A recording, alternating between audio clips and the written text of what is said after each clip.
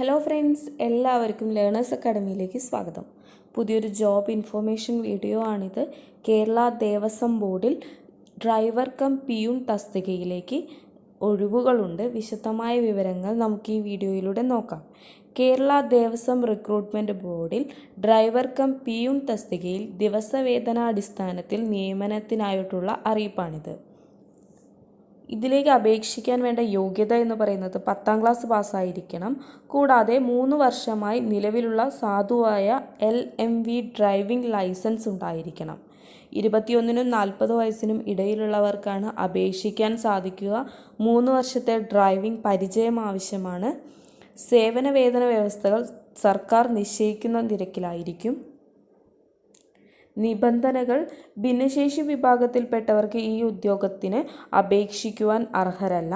ഉദ്യോഗാർത്ഥികൾ അപേക്ഷയിൽ driving licence, ഡ്രൈവിംഗിലുള്ള പരിചയം തുടങ്ങിയവ സംബന്ധിച്ച പൂർണ്ണ വിവരങ്ങൾ രേഖപ്പെടുത്തേണ്ടതാണ്. മേൽ തസ്തികയിലേക്ക് അപേക്ഷ സമർപ്പിക്കുന്നവർ ഹിന്ദുമത വിഭാഗത്തിൽപ്പെട്ടവരും ക്ഷേത്രാരാധനയിൽ വിശ്വാസമുള്ളവരുമായിരിക്കണം.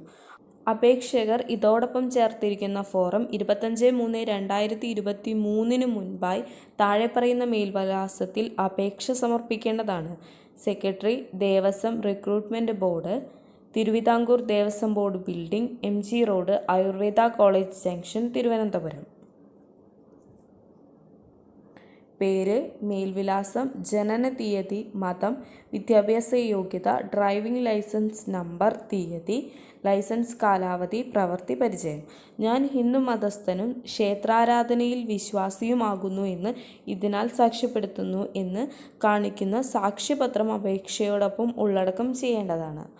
അപ്പോൾ താല്പര്യമുള്ളവർക്ക് ഈ ജോബിലേക്ക് അപേക്ഷിക്കാവുന്നതാണ്. താങ്ക്